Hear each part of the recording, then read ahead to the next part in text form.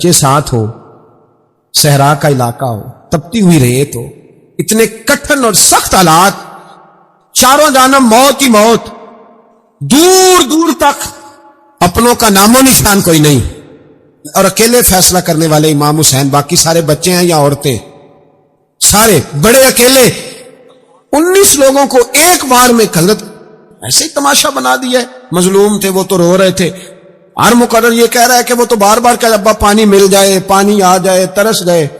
خدا کا خوف کرو، یہ دلیر لوگ تھے، ان کی باتیں آج بھی پڑھ کے دلیری پیدا ہوتی ہے، دلیری پیدا ہوتی ہے، دلیری۔ دوسرے پہ مشکیزہ، وہ بھی کٹا۔ دیکھ لو میں پس منظر پہ ہوں ابھی تک، میں بتا رہا ہوں کہ جہاد کس کے خلاف تھا؟ ظالم حکمران کے خلاف، ظالم کافر کے خلاف نہیں، مشرک کے خلاف نہیں۔ حضرت امام حسین رضی اللہ تعالیٰ عنہ نے ہر جگہ ایک ہی بات کی کہ یزید شرابی ہے تو بچے کٹوا دوں گا، شرابی کو ووٹ۔ یہ ایک نہیں، ہر کتاب میں یہی لکھا، ہر کتاب میں، اور ہر مسلک کی کتاب۔ یزید چونکہ مجرے دیکھتا ہے، رنڈیوں کا ناچ دیکھتا ہے، بچے کٹوا دوں گا، اس کے ہاتھ میں ہاتھ۔ امام حسین نے فرمایا چونکہ اللہ کی حدوں کو توڑتا ہے، حقوق اللہ پامال کرتا ہے، حدود اللہ، بچے کٹوا دوں گا لیکن اس کے ہاتھ میں ہاتھ۔ سارا دن خود مجرا دیکھنا اور 10 محرم کو 2 دیگے بکا کے حسینی بن جانا، سارا سال خود گند مند کرنا، شرابیوں کے ساتھ رہنا، اور 10 محرم کو 2 آنسو بہا کے یاد رکھنا۔ میں ہمیشہ کہتا ہوں، پھر کہہ رہا ہوں، جس کے موبائل میں گندے گانے ہیں، گند دیکھتا ہے، شرابی کبابی کا سپورٹر ہے، ووٹر ہے، یا مجرے دیکھتا ہے، آتا جاتا ہے، وہ یاد رکھے قیامت میں امام حسین کا ہاتھ ہوگا، اس کا گریبان ہوگا۔ ہم سے نہ رقم ہوں گے قصیدے یزید کے، ہم لوگ تو حسین کے سیرت نگار۔ حضرت عباس رٹا نہیں، ہم تو چاہتے ہیں امت اکٹھی ہو جائے، لیکن جو بندہ نبی پاک کی ماں کو دوزخی کہے، حضور کے باپ کو جہنمی کہے، یزید کو امیر المومنین کہے، اس کے ساتھ اتفاق رائے کر لیا جائے، یہ مذہب ہماری سمجھ میں نہیں آتا، بالکل نہیں آتا، قطعاً نہیں ہماری سمجھ میں آتا۔ کیسے اتحاد کر لیا جائے؟ یہاں تو میرے بھائی جو ہمارے ابا کا مخالف، اس سے اتحاد نہیں ہوتا، اور جو نبی پاک کے والد کو دوزخی کہے اس سے اتحاد ہو جائے۔ کہتے ہیں نہیں وہ جی اتنی فرقہ واریت ہو گئی، ہم کس مسجد میں جائیں؟ 60 پارٹیاں پاکستان میں رجسٹرڈ ہیں جو الیکشن لڑتی ہیں، کبھی کسی بندے کو ٹینشن نہیں ہوئی کہ کس کے پاس جائیں کس کے پاس نہ جائیں، کبھی نہیں کو بولا کہ اب وہ بھی کھڑا ہو گیا، وہ بھی، کوئی ٹینشن نہیں۔ مذہب کی باری ٹینشن ہو جاتی ہے، اتنا بڑا مذہب ہوتا ہے بھائی، غلط بندے بھی آ ہی جاتے ہیں بیچ میں، تھوڑا پہچان کے چلنا پڑتا ہے صحیح کون ہے اور غلط۔ اور یہی تو ہمیں امام حسین نے بتایا ہے کہ مذہب کے اندر ہی تم نے شناخت کرنی ہے کہ بندہ ٹھیک کون ہے اور بندہ غلط۔ یہی تو کربلا ہے، یہی تو امام حسین نے بتایا، کفر اسلام نہیں، حق اور باطل۔ تو سمجھیے گئے، درس یہ ہے، پیغام یہ ہے، پیغام یہ ہے۔ یاد رکھو موت تیزی سے آ رہی ہے، ہمارے ساتھ والے دائیں بائیں والے سب چلے گئے، اسی طرح نمبر لگے گا، ایک دن اعلان ہوگا۔ ضمیر کے قیدی بن کے زندگی نہ گزارو، بالکل نہ گزارو۔ یہ تھوڑی سی زندگی ہے، دنیا سجن المومن۔ حق بات کرو، حق پہ ڈٹنا سیکھو، دین سمجھو، خبردار رسول پاک صلی اللہ علیہ وسلم کے دین میں ظالم، جابر، فاسق، فاجر کی کوئی گنجائش خطر نہیں ہے۔ اپنے آپ کو سمیٹو، اپنے آپ کو سنبھالو، دین میں اپنا کردار ادا کرنے کی کوشش کرو۔ دین طلب کرتا ہے ہم سے کہ ہم نے دین کو کیا دیا ہے۔ امام حسین نے سارا گھرانہ دین کے لیے دے دیا۔ ہمارا جو بچہ کسی کام کا نہیں رہتا اسے مدرسے داخل کرا، ہم نے دین اتنا کمزور کر دیا ہے کہ عالم اگر شور نہ کرے، عالم اگر شور نہ کرے، زور نہ کرے، گھٹن والا ماحول ہو گیا، مذہب کی پوزیشن کمزور کر دی۔ اب جہاں تک اس بات کا تعلق ہے جی فرقے ہو گئے، تو میرے بھائی یہ کوئی اتنی خطرناک بات ہے، یہ کوئی اتنا مشکل معاملہ نہیں ہے۔ یہ تو امام حسین نے بتا دیا تھا کہ یزید کے طور پر ایک غلط فرقہ کھڑا ہو گیا ہے، لہذا اس کا مقابلہ کرنا ہے۔ اس میں کوئی بری بات ہے، لیکن ایک سبق ہے بزرگوں کا کہ اگر سچی بات بھی نہیں کرنی تو پھر اس منبر کا حق ادا نہیں ہوتا۔ جو سچ بولے وہ حسینی ہے، جو ظالم کے سامنے کھڑا ہو جائے وہ حسینی ہے، جو مصلحت کوش ہو، جو کہے ٹائم نہیں، گراؤنڈ ریالٹی نہیں، حالات نہیں، طبیعت نہیں، موقع نہیں، تو ابھی امام حسین کے پیغام کو نہیں سمجھا۔ میں بہت سارے بزرگوں کا نام اس لیے نہیں لیتا کہ لوگ ایسے نہ کہیں کہ کسی کا نام کیش کرایا جا رہا ہے، لیکن میں نے سارے مناقب پڑھے ہیں، میری لائبریری میں کتابیں ہیں، میں پڑھتا رہتا ہوں، میں سفر میں بھی ساتھ رکھتا ہوں، لیکن حضرت شیخ عبدالصبور بیگ منشور ہزاروی کا شعر امام علی مقام کے مقابلے میں اس طرح کا ہے کہ مجھے سارے شاعروں سے زیادہ وزنی محسوس ہوتا ہے۔ انہوں نے کہا تھا اس شاہ مشرقین کی، اس نور عین کی مطلوب ہے جہاں کو قیادت حسین کی۔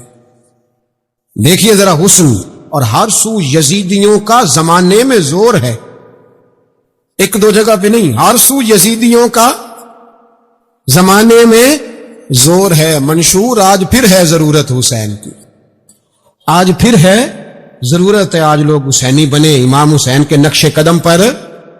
وہ کہتے ہیں زور ہو گیا یزیدیوں کا، یہ ہمارے بزرگ ہمیں بتا گئے۔ مسجد کی طرف توجہ کرو، اپنے بچوں کی نگہبانی کرو۔ دنیا کی زندگی اتنی مختصر ہے کہ ایک خواب لگے گا جب ہم جائیں گے دنیا، ایک خواب لگے گا، خواب تھا جو کچھ کے دیکھا، جو سنا افسانہ تھا۔ اہل بیت نبوت کا اسوہ عبادت ہے، ریاضت ہے، پردہ ہے، پرہیزگاری ہے، اس پر توجہ کرے۔ جن کی بچیاں سر نہیں ڈھانپتی وہ 10 محرم کو بے شک دیگ نہ پکایا کرے۔ جو لوگ قرآن شریف پڑھنے کے عادی نہیں وہ بلا بے شک امام علی مقام کا ذکر نہ کرے، اس لیے کہ امام حسین نے سر سجدے میں کٹایا ہے اور تلاوت نیزے کی نوک پہ بھی جاری رکھی ہے۔ دین کے ساتھ اپنے آپ کو جوڑو، دیندار بنو، رسول اللہ کی غلامی اختیار کرو، ورنہ یہ زندگی کچھ ایسا وقت بھی لاتی ہے کہ جب زندگی بوجھ بن جاتی ہے۔ کچھ لوگ صحابہ کے بارے میں کمزور جملے بولتے ہیں، غلط باتیں کرتے ہیں، کچھ اہل بیت نبوت کے بارے میں غلط باتیں کرتے ہیں۔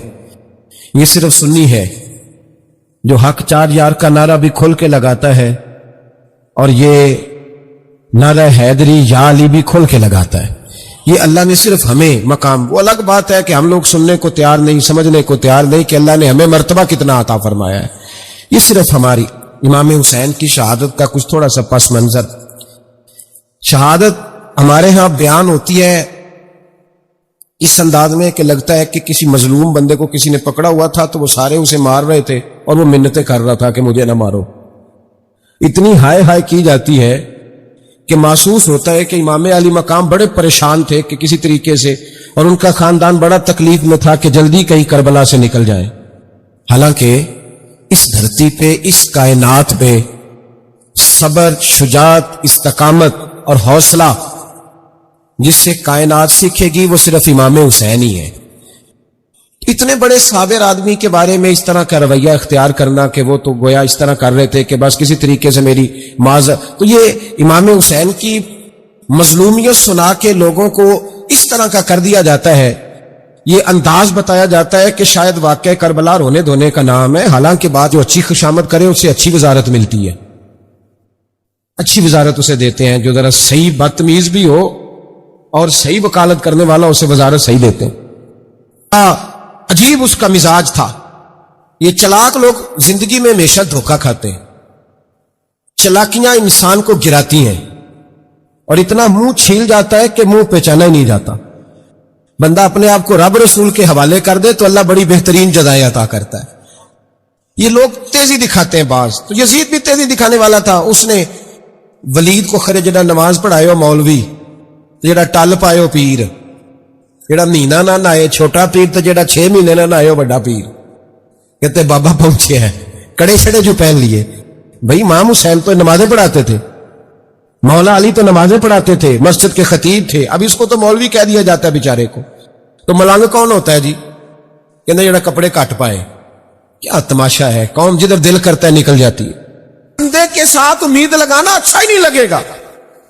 جس کو رب پر توکل نصیب ہو جائے وہ دنیا کا سب سے طاقتور آدمی ہوتا ہے، مضبوط ہوتا ہے، اسے اللہ پہ بھروسہ۔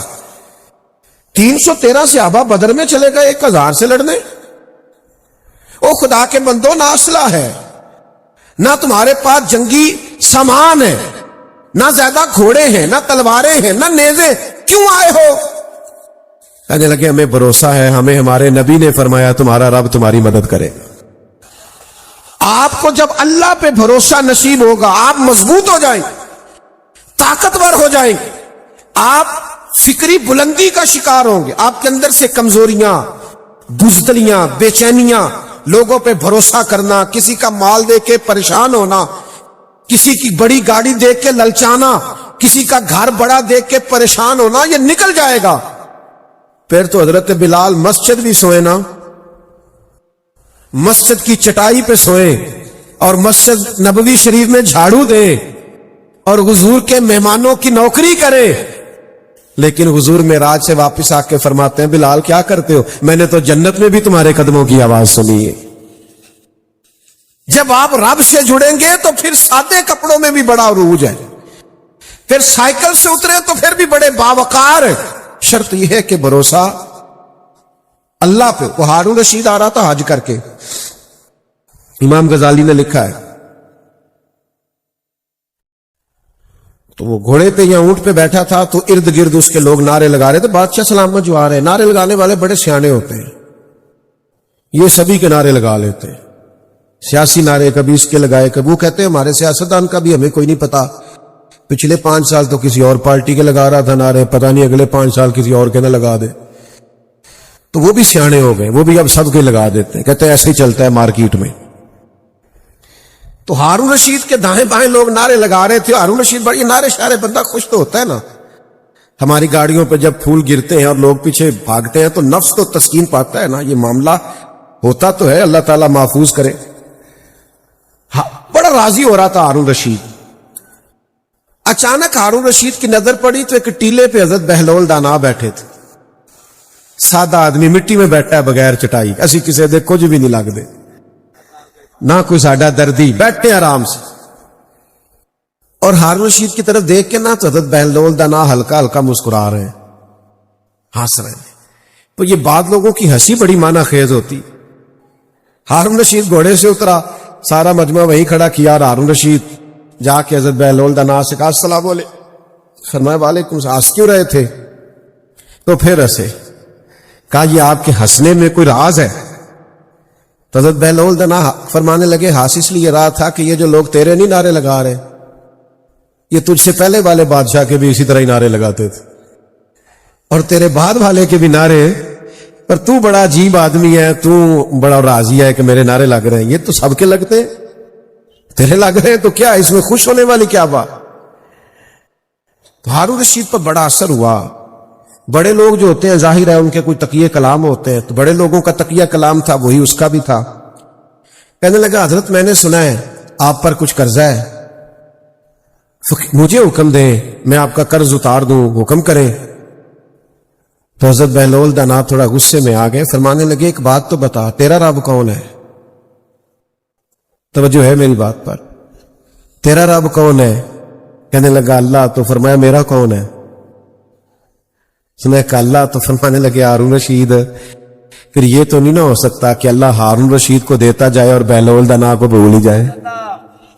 جہاں اپنا کام کار ہم بندوں سے امیدیں نہیں لگاتے، ہم اپنے رب کریم سے امیدیں لگاتے.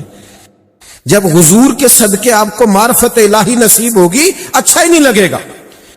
ویسے تو اب تحفے آئے تو ہم راضی ہوتے ہیں نا، میری خودداریاں تھکنے لگی ہیں، اب میں بھی تحفے پا کے خوش ہونے لگا ہوں.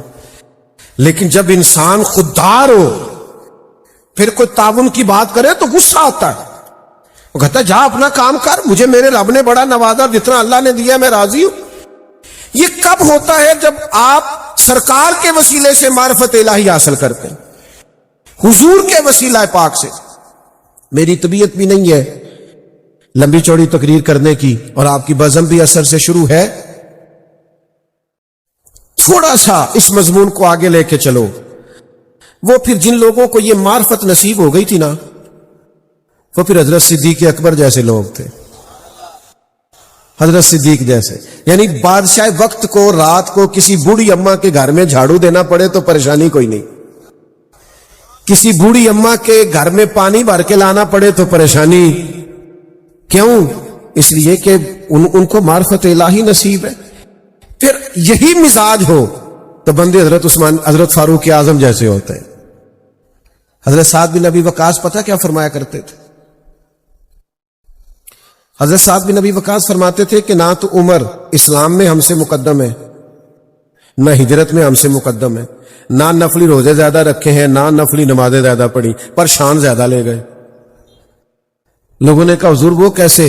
تو حضرت سعد بن ابی وقاص فرمانے لگے وہ اس لیے کہ جناب عمر نے دنیا سے کبھی دل نہیں لگایا، دنیا سے بے رغبت رہے، مال دنیا سے دور رہے، دل گویا جب بھی لگایا ہے یا اللہ سے لگایا یا اللہ کے رسول سے لگایا، یعنی پابند لگے کپڑوں میں بھی خطبہ دے دیا، پرواہ کوئی نہیں، اپنی زندگی ساری سادگی میں گزار دی، مسئلہ ہی کوئی نہیں۔ یہ کب ہوتا ہے؟ جب آپ کی توجہ اللہ کی جانب ہو، شکر کرنا بھی آسان، صبر کرنا بھی آسان، قناعت کرنا بھی آسان، تھوڑے پہ گزارا کرنا بھی آسان، شرط یہ ہے کہ سرکار کے ذریعے سے معرفت الہی نصیب ہو، اپنے حساب سے نہ ترتیب دیا ہوا ہو کہ کوئی نہیں جی خیر ہے، دنیا داری بھی رکھنی پڑتی ہے۔ میرے عزیزو، یاد رکھ لیں، سمجھ لیں اس بات کو اور اس پر غور کر لیں کہ معرفت الہی سرکار کے صدقے ملتی ہے، اور اللہ کی معرفت جن لوگوں کو نصیب ہو جائے وہ پھر مضبوط ہو جاتے ہیں۔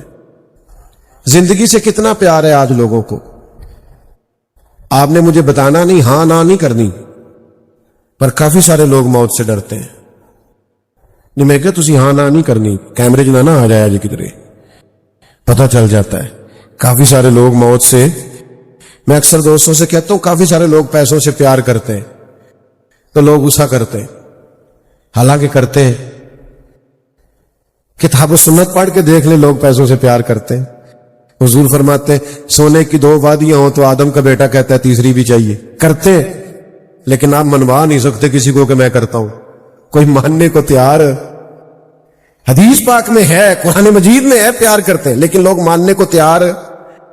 تسی بھی نہ منیا جے، ایسے میرے 2-4 دوست ہیں، میں انہوں نے کہندا رہنا، میں کہنا تہاڈے کو پیسے نہ ہون تے تسی بیمار جے لگدے ہو، اور جیب تہاڈی بھری ہوے تے تہاڈی صحت بھی، یعنی وہ کبھی کبھی ان کا اترا چہرہ دیکھوں تو میں ان سے پوچھ لیتا ہوں کہ آج کل گاہک کوئی کاٹا آ رہے ہیں دکان پہ، پتہ چل جاتا ہے کہ صحت مبارک جناب کی ٹھیک ہے۔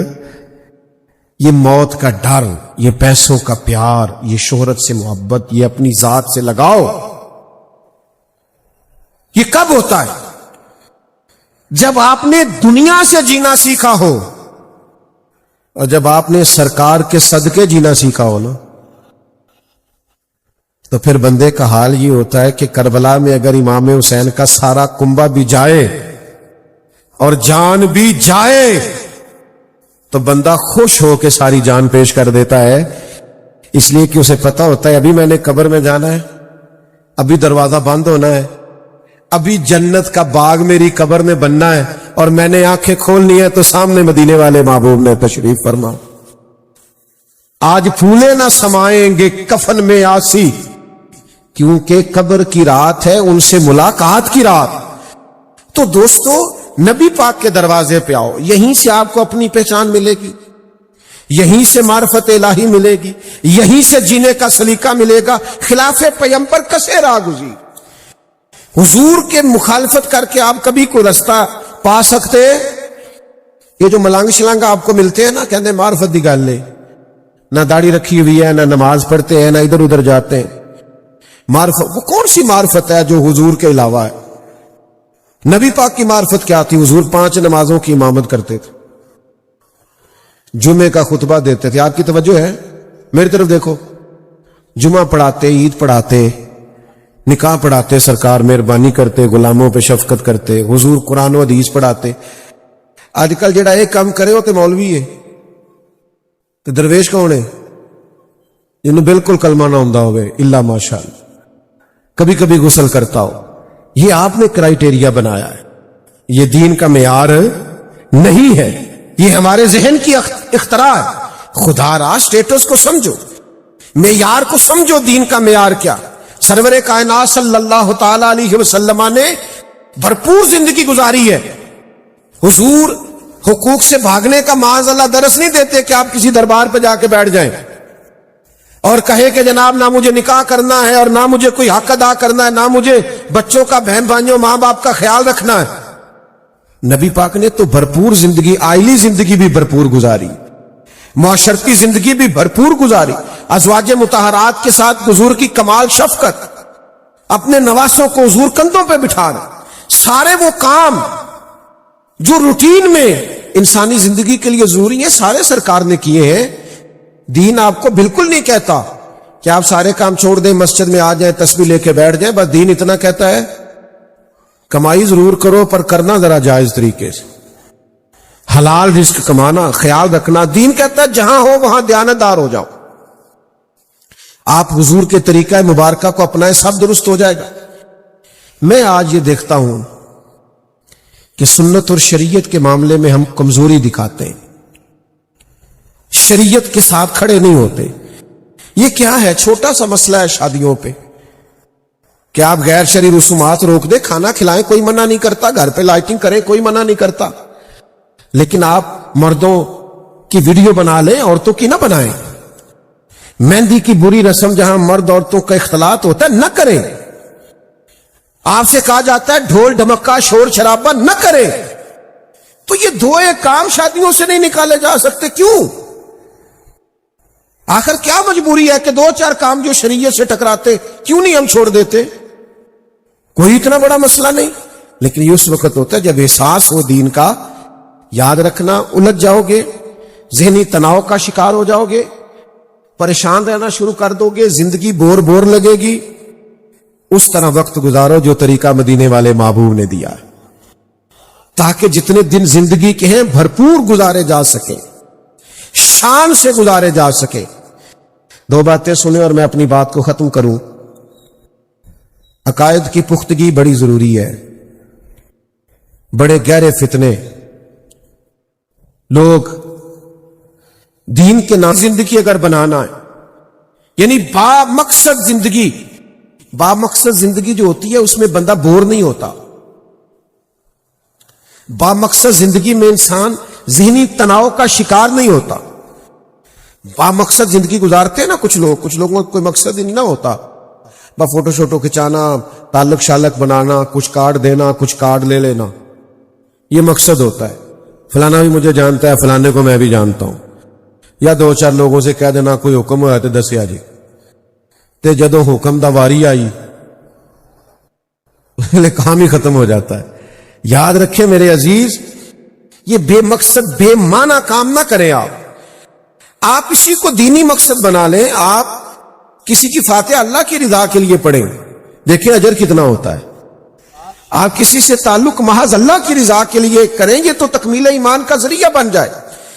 با مقصد زندگی آپ کو نہ تھکائے گی, نہ آپ کبھی اکتائیں گے. مجھے ایک دفعہ میرے کالج کے دوست نے کہا چل یار نوکری کر تھک گیا, کچھ 4 دن کسی ٹھنڈے علاقے چلیے. میں بڑا اکتایا, میں کہ تو جا بھائی, اسی نہیں اکتائے, ساڈا تے کام ہی بڑا مزیدار ہے. نہ بندہ تھکدا ہے نہ بندہ اکتاندا, وہ جائے جو کسی ٹینشن میں ہو. میں تے اپنی حیاتی تو قربان تھی وہاں, محمد پکیندے گزر گئی. یہ تو مزیدار ہے, میری تو بات بن گئی ہے تیری بات کرتے کرتے. تو بھائی وہ جائے جو کسی ٹینشن کا شکار ہو. ہم تو بڑے سکون میں ہیں, بڑے اطمینان میں, اس لیے ضرورت نہیں پڑی کبھی کہ ذرا تھوڑا سا نکلیں تو تھوڑا سا ٹھنڈک ہو, تو کام ہی مزیدار ہے. آپ با مقصد زندگی دیکھیے نا, نبی پاک صلی اللہ علیہ وسلم ایک سفر پہ تشریف لے گئے, تو کچھ دنوں کے بعد حضور واپس تشریف لائے. اللہ کے حبیب صلی اللہ علیہ وسلم کا مبارک طریقہ یہ تھا کہ حضور سفر پہ جاتے تو سب سے آخر میں سیدہ فاطمہ کے گھر جاتے, اور واپس تشریف لاتے تو سب سے پہلے سیدہ پاک کے گھر جاتے. تو حضور واپس آئے تو سب سے پہلے شہزادی کے کاشانہ نور میں تشریف لائے. تو لمبا سفر کر کے محبوب آئے تو آثار سفر کے وجود پر بظاہر کچھ تھکاوٹ تھی, کچھ لباس پر اس کے اثرات تھے. تو بیٹیاں باپ سے بڑا کیا پیار کرتی ہیں, اور پھر نبی پاک کی شہزادیاں, اور پھر سب سے چھوٹی شہزادی حضرت سیدہ پاک, حضور کا چہرہ نور دیکھا تو آنکھوں میں آنسو آ گئے. یا رسول اللہ صلی اللہ علیہ وسلم, آپ بڑی مشقت فرماتے. دیکھیے اتنے دنوں کے بعد آپ آئے اور آپ کے چہرے پر اور وجود پر بظاہر تھکاوٹ کے آثار, سفر کے آثار. تو حضور نے نا بات کا رخ ہی بدل دیا. ہمیں تو کوئی ہمارا بچہ ایک دکھ سنائے تو ہم کہنے پتر تینوں پتہ ہی نہیں, میں بڑی دکھی زندگی گزاری. ہمارے پاس پیچھے 900 صفحہ باقی ہوتا ہے دکھوں کا. ہم تو اور زیادہ 4 آزمائشیں اپنی سنا دیتے ہیں, لیکن اللہ کے حبیب علیہ السلام نے بات کا رخ بدل دیا. حضور فرمانے لگے فاطمہ آپ کے والد کو اللہ نے بڑے مقاصد کے لیے دنیا میں بھیجا ہے. ہم بڑے مقاصد لے کے دنیا میں آئے, ہمارے مقاصد بڑے. فرمایا نہ کوئی مکان کچا بچے گا, نہ پکا بچے گا, نہ کوئی جھونپڑی بچے گی جہاں اللہ دین کے پیغام کو پہنچا نہیں دے گا. تو ہمیں اس کے لیے محنت تو کرنی ہے نا, پھر نکلنا تو ہے نا, پھر سفر تو کرنا ہے. تو نبی پاک علیہ السلام کی اخلاق, کردار یہ آپ کو بتائے گا جینا کیسے. آپ کو سمجھ آئے گی, آپ اپنے آپ سے آشنا ہوں گے, اپنے خالق اور مالک سے آشنا ہوں گے. اپنے آپ سے آشنا ہوں گے تو زندگی گزارنے کا لطف آئے گا. اور جو لوگ رب سے آشنا ہونے لگتے ہیں نا, جنہیں اللہ کی معرفت ملنے لگتی ہے, وہ بندے طاقتور ہونے لگتے ہیں. میری طرف دیکھو نوجوانوں, جو جتنا جتنا رب سے آشنا ہونے لگتا ہے اتنا اتنا رب سے ڈرنے لگتا ہے. یہ کیمرے کی آنکھ آپ کو دیکھ رہی ہے تو اگر بتی چلی گئی تو, کیمرے کی آنکھ آپ کو دیکھ رہی ہے بچ کے رہنا تو کیمرہ خراب ہو گیا تو, کیمرے کی آنکھ سے بندے جز وقتی نیک ہوتے ہیں. اور اگر کسی کا تصور یہ بن جائے کہ میرا رب مجھے دیکھ رہا ہے اور اسے نہ اونگ آتی ہے نہ نیند آتی ہے تو کل وقتی نیک ہوگا. پھر وہ تنہائی میں بھی نیک ہوگا, اکیلے میں بھی نیک ہو. اللہ کی معرفت جب حضور کے صدقے ملے گی تو آپ کا اپنے رب پہ بھروسہ ہوگا. میں آپ کو ذمہ داری سے بتاتا ہوں, آپ دنیا داروں سے امیدیں چھوڑ دیں گے.